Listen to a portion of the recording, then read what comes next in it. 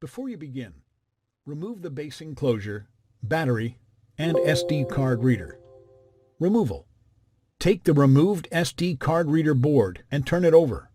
While holding the SD card reader board down firmly, grasp the RTC battery cable and disconnect it from the SD card reader board. Replacement. Hold the SD card reader board face down, with the RTC battery connector showing.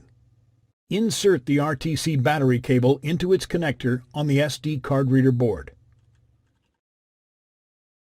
Thanks for watching. Please click subscribe for more videos and weekly updates.